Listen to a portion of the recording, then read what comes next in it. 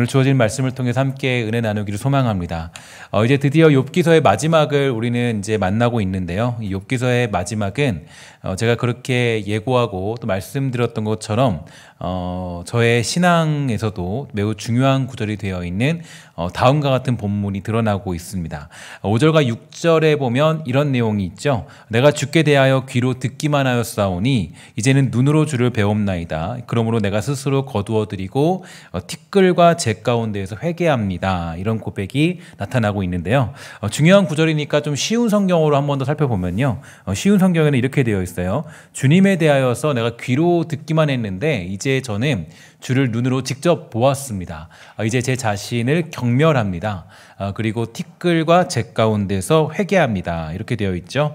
그러니까 여기서 경멸한다 이렇게 되어 있을 정도로 아주 이 강력하게 이 자기에 대한 부정이 나타나고 있는 것을 볼 수가 있게 됩니다.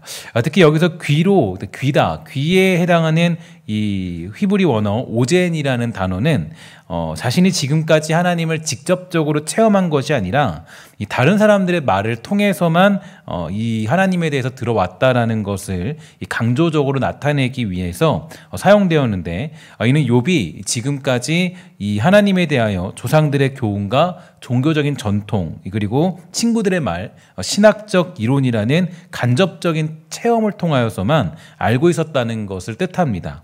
그래서 귀와 눈이 각각 의미하는 것은 욥에게 있어서 하나님에 대한 간접적인 체험과 직접적인 체험을 의미하죠. 그래서 여기서 보면 이제 그 귀는 이 간접적인 체험이고 또 눈은 직접적인 체험입니다.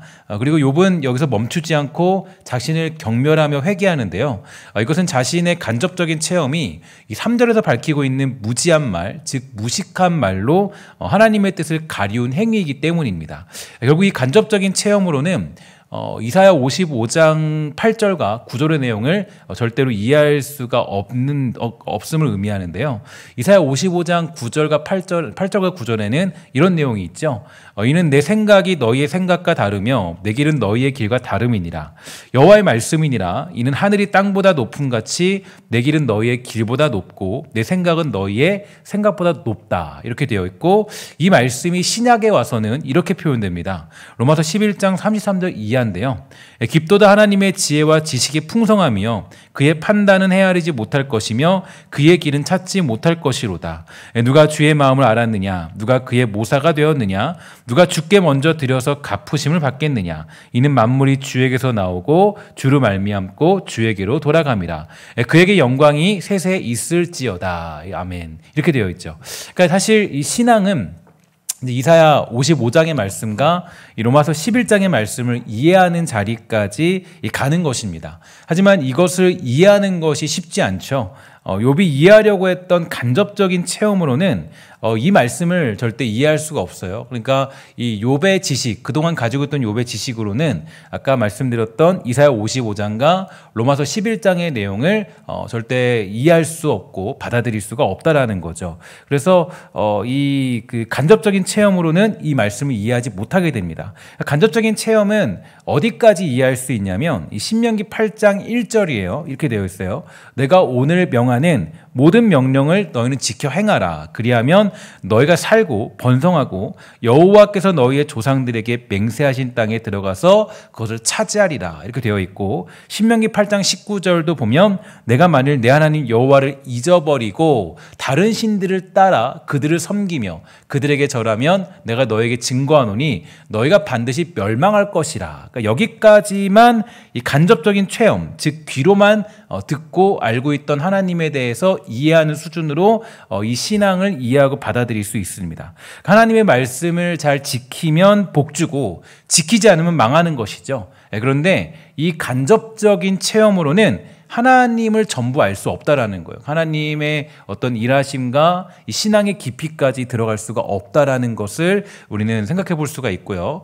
또한 이 간접적인 체험만으로는 하나님의 뜻을 헤아릴 수 없고 하나님의 일하심을 깨달을 수도 없습니다. 그저 지키면 복받고 어기면 죽는 거죠. 욥과 친구들이 이 간접적인 체험으로 하나님의 일하심을 해석하려 했지만 하나님의 뜻을 도저히 깨달을 수가 없었습니다. 도대체 하나님이 왜 그러시는지 알 수가 없어서 이 욥이 비명을 지르고 이 소리를 지르면서 괴로워했다라는 것을 우리 욥기 40장까지 통해서 내용을 통해 알 수가 있게 되는 거죠. 욥은 이 괴로움 속에서 이런 질문을 던진 거예요. 나는 한 번도 하나님을 외면한 적이 없는데 하나님이 자신을 외면하는 자리에 있으니까 하나님께 묻고 따지고 하나님이 틀렸다라고 외치는 내용이 욥기서의 내용이 됩니다. 이러한 경우가 하박국에서도 조금 드러나고 있는데요. 어느 날 하나님이 선지자 하박국을 불러서 말씀하십니다. 너희가 곧 바벨론 포로로 잡혀갈 것이다, 이렇게 말씀하셨는데 이런 얘기를 듣자 선지자 하박국이 깜짝 놀래죠. 1장 13절에서 이렇게 말합니다. 주의 눈은 정결하셔서 차마 악을 보지 못하시고 백성이 나쁜 짓 하는 것을 참지 못하십니다. 그런데 어찌하여 저 악한 백성을 그대로 내버려 두시며 악한 백성이 의로운 백성을 쳐서 이겨도 잠잠히 보시기만 합니까? 이렇게 질문하는 선지자 하박국을 볼 수가 있게 되죠.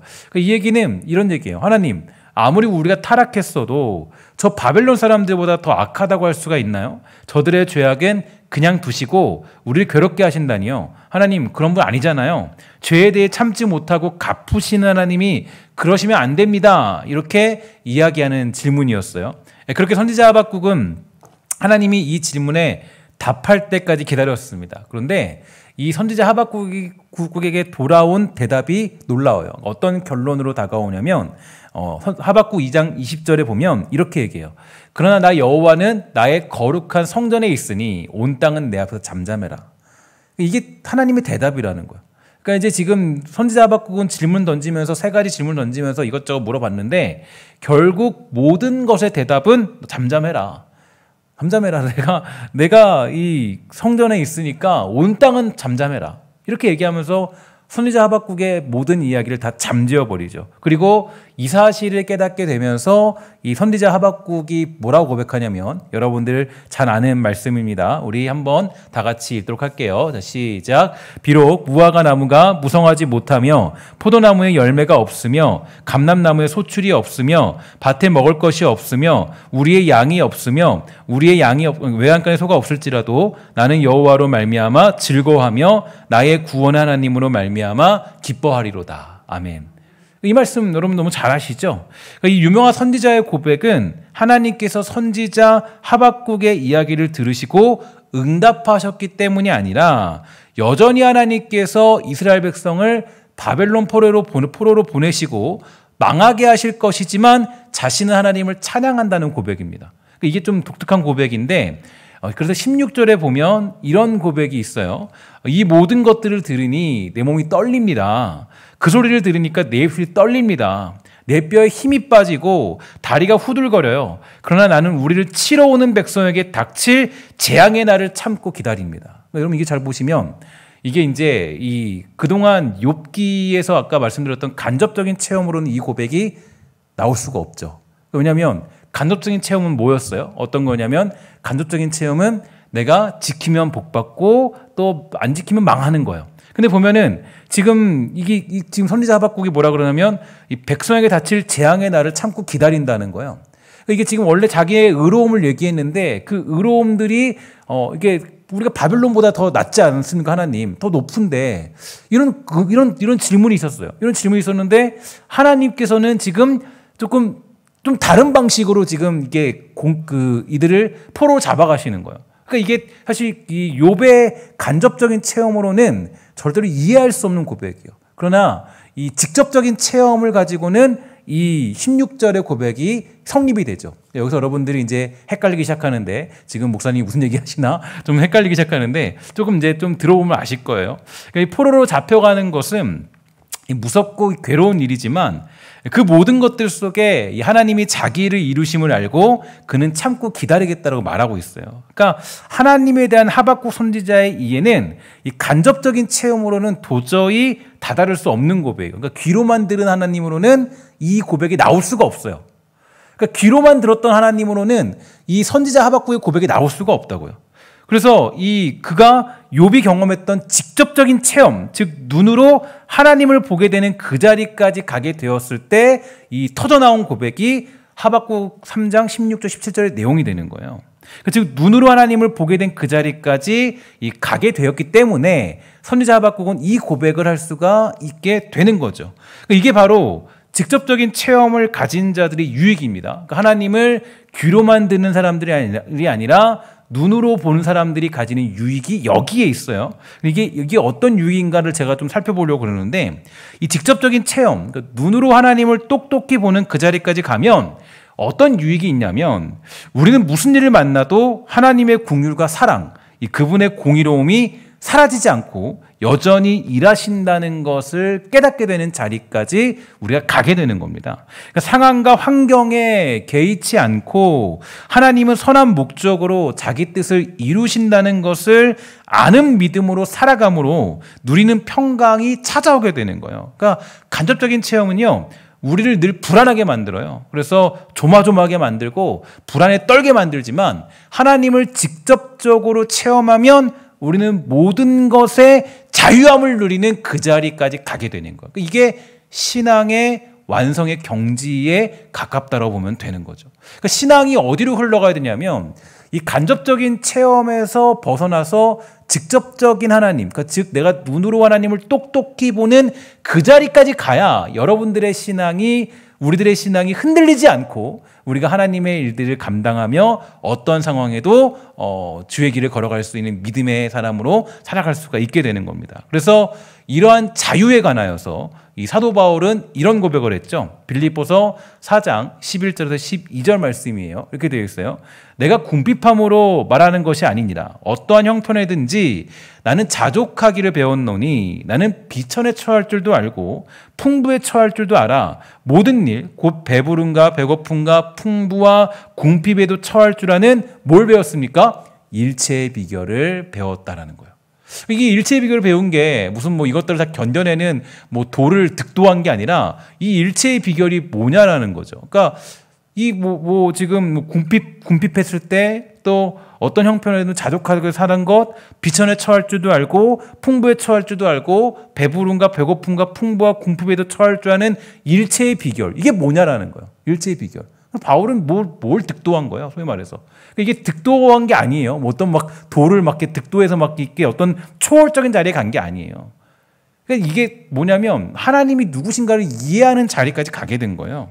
그러니까 하나님이 누구시냐는 자리까지 가게 되는 이 사도 바울의 모습으로 말미암아 아주 엄청난 그런 이 자리까지 갈 수가 있게 된 것입니다. 그래서 우리는 이런 모습을 보면서 깨달을 수가 있게 되는 건, 과연 이 사도 바울이 깨달은 게 뭐냐라는 걸 알 수 있는데, 바로 사도 바울이 깨달은 것은 일단은 기본적으로 이겁니다. 그에게 찾아오신 예수 그리스도로 인하여서 이 직접적으로 하나님을 이 사도 바울은 체험하게 되었죠. 근데 그가 만난 하나님은 어떤 분이냐? 이 죄인 중에 괴수인 자신에게까지 오셔서 자기 백성 삼으신 하나님입니다. 그러니까 자신은 예수를 핍박하면서 그 믿는 자가 죽는 것을 마땅히 여기는 그런 존재였지만, 끝없는 하나님의 긍휼은 이 자신을 외면하지 않고 그 사랑과 긍휼의 부활의 역사를 말미암아 구원의 역사를 이루어내신 하나님, 그 하나님을 만남으로 바울은 어떠한 순간에도 이 하나님은 긍휼하신가 은혜로 자기 뜻을 이루신다는 놀라운 사실을 깨달았고, 그 체험은 가난할 때든지 부할 때든지 어떤 형편에 처해서도 기뻐하고 즐거워하는 자유함을 허락해 주신 거예요. 그리고 이 직접적인 체험을 했던 바울이 뭐라고 고백하냐면, 13절에 보니까 이렇게 되어 있어요. 여러분 잘 아는 말씀인데 함께 읽어볼게요. 시작. 내게 능력 주시는 자 안에서 내가 모든 것을 할 수 있느니라. 아멘. 그러니까 뭐라 그러면, 이 얘기는 안 되는 일을 되게 한다, 이런 뜻이 절대 아니에요. 이걸 보면서 우리가 우리가 약한 데서 강함 아니냐, 그러니까 우리가 약한 데서도 약한 일도 다 이렇게 강하게 할 수 있다, 이런 의미는 절대 아니에요. 긍정적인 의미로 긍정적인 메시지를 선포하고 그런 게 절대 아니에요. 이 얘기는 어떤 얘기냐면, 하나님의 긍휼하심과 그분의 은혜와 사랑과 그 뜻은 우리의 지식과 생각과 모든 것을 넘어서 영원토록 일하시는 하나님이 이루어내신다라는 의미를 담고 있는 것입니다. 그러니까 내가 약할 때에도 하나님은 우리를 강하게 하셔서 자기 일을 이뤄내신다, 반드시. 그러니까 이런 비결을 알았기 때문에 자기가 어디 풍부에 처하든 궁핍에 처하든 이게 나는 상관이 없다. 어차피 하나님이 역사하시는 것이기 때문에. 그래서 바울은 뭐라 그래요? 고린도후서 6장 10절에 보면 이렇게 고백해요. 근심하는 자 같으나 항상 기뻐하고, 가난한 자 같으나 많은 사람을 부유하게 하고, 아무것도 없는 자 같으나 모든 것을 가진 자다. 이게 바로 이 직접적으로 하나님을 경험한 사람들만이 고백할 수 있는 유일한 고백이 되는 거예요. 그러니까 우리가 귀로만 하나님을 들으면 이 고백을 할 수가 없어요. 내가 귀로만 주님을 들으면 이 고백을 할 수가 없다고요. 그래서 하나님은 욥을 불러서 바로 이 고린도서 6장 10절의 자리에 욥을 앉히신 겁니다. 죄를 지었을까 봐, 구원받지 못할까 봐, 벌 받을까 봐, 가진 것을 잃을까 봐 조마조마하면서 아둥바둥 사는 인생이 아니라 주어진 인생에서 그 자유함을 누리면서 가난에 처하나 풍성한 자리에 있거나 바벨론에 잡혀가나 그들이 벌을 받거나 나라가 망하거나 나라가 망하거나 모든 것들 속에서도 하나님의 그 은혜를 경험하는 그 자리까지 이 하나님은 그를 인도하고 있다는 것을 볼 수가 있게 되는 것이죠. 세상이 뒤흔들려도 흔들리지 않는 그 자리로 욥을 사랑하시는 하나님이 그를 인도하신 거예요. 사실 욥은 1장에서 보면요, 고난 앞에, 고통 앞에서 자신만만한 사람이었어요. 그러니까 보면 고통이 와도 고난이 와도 무너지지 않을 것 같은 사람이 욥이었습니다. 기억나실지 모르겠는데 1장 21절에 보면 이런 내용이 있어요. 이르되 내가 모태에서 알몸으로 나왔사온즉 또한 알몸이 그리로 돌아가올지라 주시니도 여호와시오 거두시니도 여호와시오니 여호와의 이름이 찬송받을지니다 하고 이 모든 일에 욥이 범죄하지 아니하고 하나님을 향하여서 원망하지 아니하니라. 잘 보면 욥은 이 구절만 보면요, 결국 고난 앞에서 뭐 할 것 같아요? 다 이겨낼 것 같아요. 왜냐? 뭐라 그러면 주신 자도 여호와고 취한 자도 여호와인데 내가 뭐 여기서 보면은 욥은 어떤 고통이 와도 안 무너질 것 같아요. 근데 어때요? 욥기 초반부에 그는 어떠한 고통이라도 다 이겨낼 것 같이 보이지만 어떤 고통이 와도 고난이 와도 모든 것이 하나님의 것이기 때문에 원망하지 않을 것 같이 보이지만 욥이 모든 것을 다 잃었을 때, 아니 자기 지식으로 이 상황이 설명되지 않으니까 하나님을 원망하고 자기 생일을 저주하고 그 하나님의 일하심 앞에 괴로워합니다. 그러니까 이게 좀 중요한 게 어디냐면 하나님이 이제 이 모든 고통과 고난을 통해서 욥을 어떤 자리로 인도하시는지 아십니까?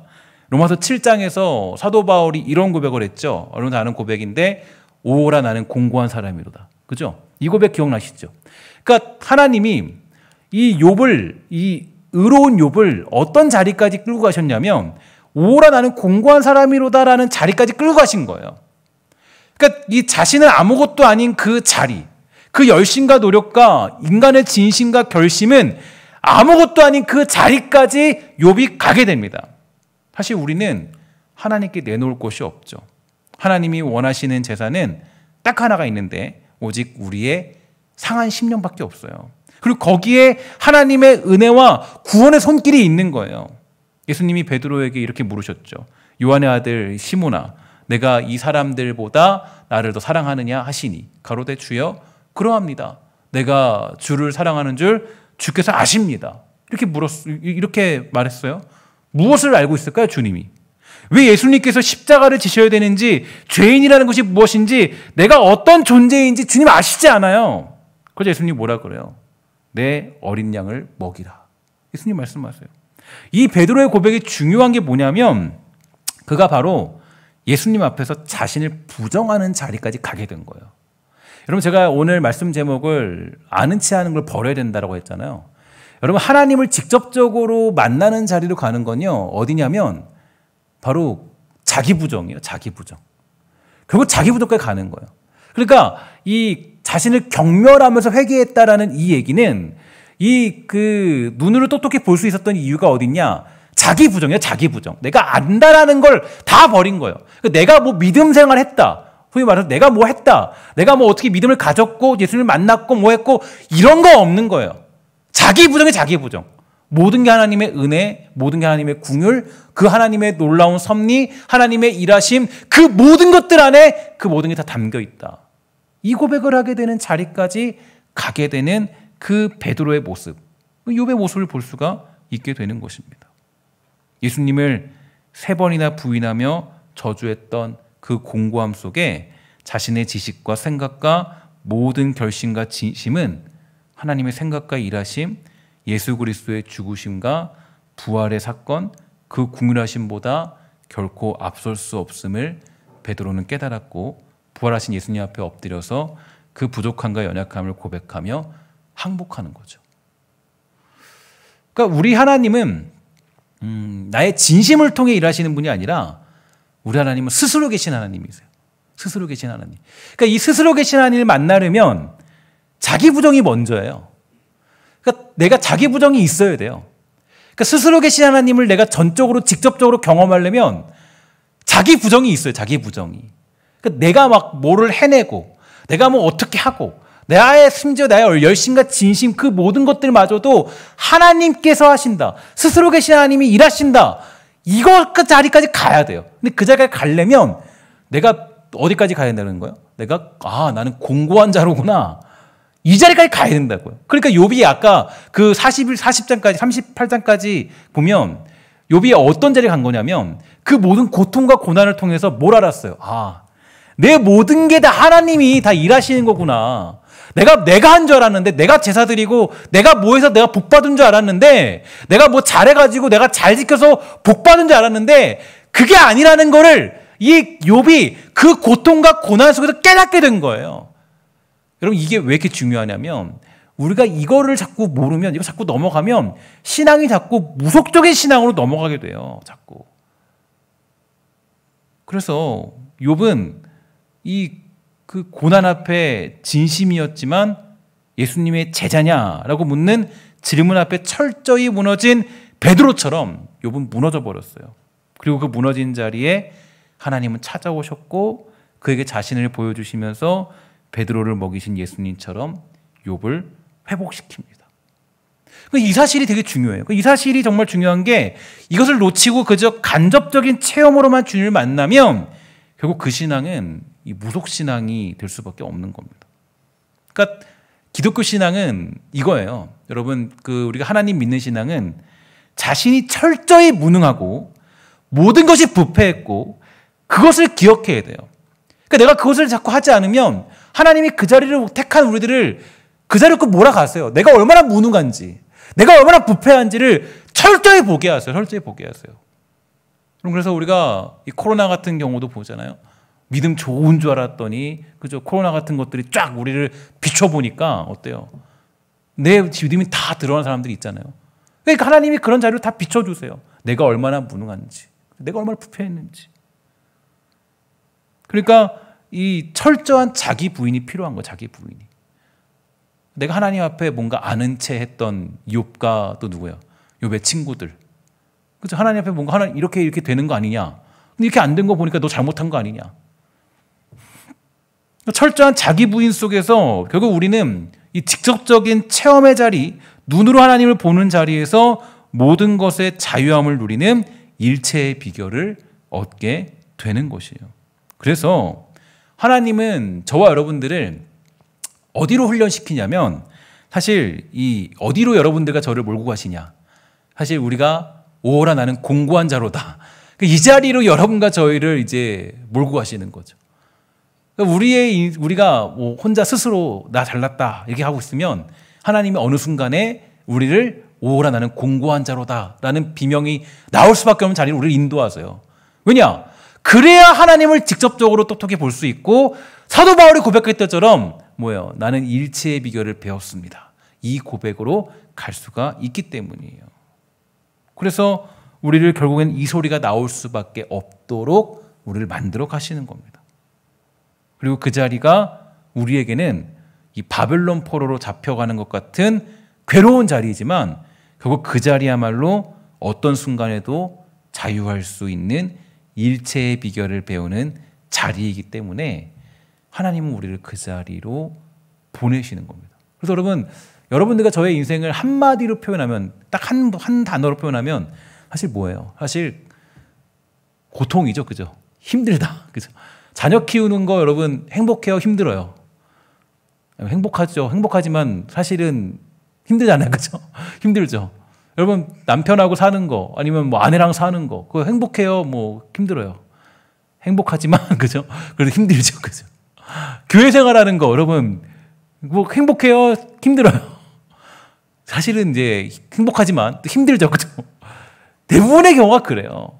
그러니까 왜 우리가 자꾸 이 어떤 인생에 더 많은 걸 표현할 때 예수를 믿고 있음에도 불구하고 우리의 인생을 표현하면 고통, 환난, 아픔, 슬픔 이런 것들이 우리를 더 많이 차지하는 이유가 뭐냐면 하나님이 우리에게 뭘 발견을 시키시는 거예요.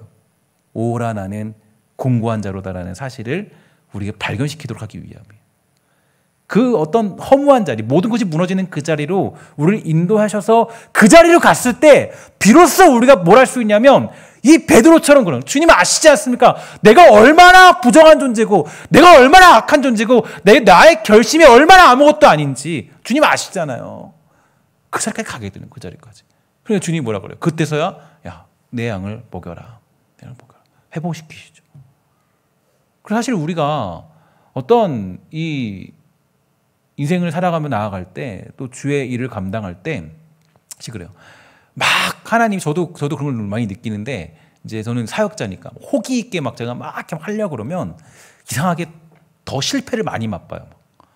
막 호기 있게 하려면 실패를 많이 보게 하시고 정말 막 열이 차서 하면 근데 이럴 때 있어요. 아, 정말 나는 진짜로 별거 안 했는데 갑자기 어느 순간 하나님이 일하시고 역사하시고 뭐 그럴 때가 있어요. 그럼 도대체 하나님 제 열심을 일하시는 겁니까? 아니면 어떻게 해야 되는 겁니까? 그리고 하나님이 어떤 분이라는 걸 보여주시는 거예요. 하나님은 모세에게 처음 말씀하셨죠. 뭐라 그래요? 나는 스스로 있는 자니라.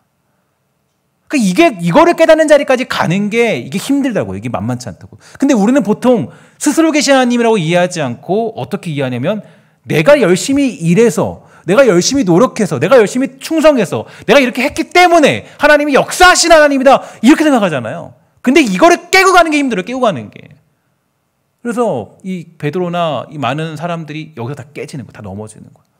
그래서 베드로는 심지어 주님께 호언장담했죠. 하나님, 저는 주님 안 떠나요. 저는 주님 떠나지 않는다고요. 저는 다 배반해도 나는 배반 안 해요. 난 배신 안 해요. 한번 잘 보세요. 근데 어때요? 바로 깨져버리죠. 욥도 마찬가지죠. 아까 욥도 제가 똑같은 예를 들었죠. 욥기 1장 전반부에는 저는 안 깨집니다. 나는 왜냐? 믿음이 있기 때문에. 어떤 믿음이냐? 주님이 주셨고 어차피 주님 가져가시니까. 그죠? 난 안 깨져요. 근데 다 깨지죠. 완전히 다 무너지잖아요. 하나님이 그런 자리로 인도하신 이유가 어딨냐면 스스로 계신 하나님을 발견토록 하시기 위함이에요. 근데 그 하나님을 발견하지 못하면 우리의 신앙이 이제 결국 무속신앙으로밖에 전락되지 않아요. 그냥 내가 잘하면 복 주고 내가 못하면 나를 망하게 하신 하나님. 여기서 멈춰버린다고요. 그러면 아까 말했던 사도 바울이 고백했던 무슨 비결이에요? 일체의 비결을 배워노라까지 못 가는 거예요. 갈 수가 없어요. 그러니까 신앙이 맨날 왔다 갔다 그러잖아요. 신앙이. 우리 신앙이 왜 왔다 갔다 그래요? 우리가 그 하나님, 그 나를 부정해야 만나는 하나님을 아직 내가 경험을 직접 못하게 된 원인이 많이 커요. 그러니까 정말 하나님의 긍휼은 나 같은 죄인까지, 나같이 악한 자들까지 막 찾아오신 하나님이에요. 엄청난. 그래서 사도 바울이 고백하는 게 뭐라고? 나는 죄인 중에 그죠? 괴수다. 괴수. 근데 이런 나에게 하나님의 사랑과 긍휼은 여전히 찾아오신다. 이게 사도 바울이 깜짝 놀라는 거죠. 야, 하나님은 내가 뭔가 하나님을 찾아서 주님 찾아오신 게 아니구나. 내가 의로웠기 때문에 주님이 나에게 복 주신 게 아니구나. 주님이 나를 택하신 것은 스스로 계신 하나님께서 하나님이 일하신 거구나. 이걸 깨닫게 되니까 바울이 여기서 완전히 어떤 일을 만나도 이 사람은 두려워하지 않는 인생이 된 거예요. 그래서 여러분 산상수훈에서 예수님이 이제 하실 때 설교하실 때 처음에 가장 먼저 뭐라 그래요? 여러분 잘 아는 산상수훈의 말씀 있죠. 심령이 가난한 자는 뭐예요? 복이 있고요. 그리고 이 사람이 천국이 그들의 것이름이에요. 애통하는 자가 복이 있대요. 그들이 위로를 받는데요. 여러분 심령이 가난한 게 왜 복이 있어요?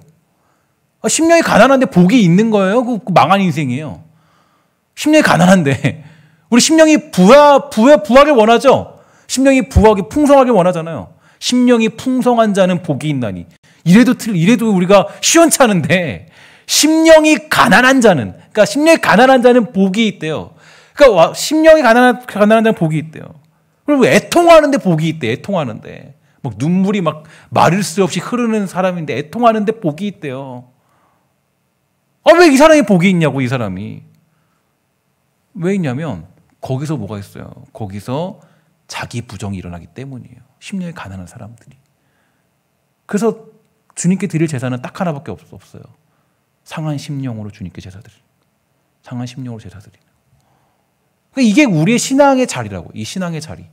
이 신앙의 자리까지 가야 선지자 하박국 같은 고백을 할 수 있는 거고, 이 신앙의 자리를 깨달아야 여러분과 제가 이 욥과 같은 고백으로 설 수가 있게 되는 거고, 이 자리까지 가야 우리는 사도 바울과 같은 고백으로 갈 수가 있게 되는 거예요. 그래서 하나님은 우리의 심령을 가난하게 만드시죠. 그리고 내가 조금 더 내가 뭐 있네, 내가 뭐 했네, 내가 이렇게 이뤘네.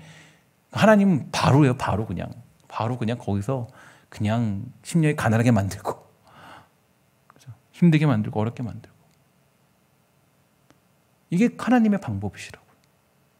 그래서 자신을 부정하는 그 자리에 가서야 비로소 우리는 눈으로 똑똑히 우리 하나님을 볼 수 있게 되고, 그 모든 것을 자유할 수 있는 일체의 비결을 가지고 살아갈 수가 있게 되는 겁니다. 그러니까 기독교의 가장 큰 원리는요, 자기 부정으로부터 시작. 자기 부정. 주님, 나는 아무것도 아닙니다. 나는 아무것도 아닙니다. 근데 우리가 자꾸 이제 좀 문제가 생기는 거는, 우리가 신앙의 연수가 쌓이고 어떤 자리까지 가게 되면 내가 뭐 했다고 생각해요. 그죠? 내가 뭐 했다고 생각해요. 그럼 그때부터는 우리의 신앙이 다시 또 이게 퇴보하는 거. 다시 또. 오늘 우리는 그 욥기의 결론에 마주하게 되었는데요. 우리 다시 해볼까요? 내가 주께 대하여 귀로 듣기만 하여 싸우나 이제는 눈으로 주를 뵙습니다. 그리고 내가 티끌과 재 가운데서 회개합니다. 나를 경멸하며. 여러분, 이게 아까 쉬운 성경어로 분명히 나와 있죠. 나를 경멸한다. 그러니까 왜 경멸하냐면, 이 3절에서 이 사도 바울, 이 욥이 얘기했잖아요. 나는 아는 척했다는 거, 하나님에 대해서. 하나님에서 그래서 자신을 무식한 자로 표현해요. 무식한 자로. 내가 하나님께 아는 척했다는 거예요. 뭔가 내가 했던 척. 아니, 나는 의로우니까. 그래서 나는 한 번도 그 제사도 안 드린 적도 없고, 나는 하나님 앞에 깨끗했으니까. 그죠? 그러면서 어떤 그런 자리에 서게 되는 욥의 모습을 우리는 볼 수가 있게 되는 겁니다. 오늘 여러분과 저의 신앙은 어디에 있습니까? 그러니까 우리는 지금 어떻게 보면 저는 이 코로나가 이제 우리가 또 다시 이제 제 생각에는 뭐 16일 내일 발표한다 그러잖아요. 17일.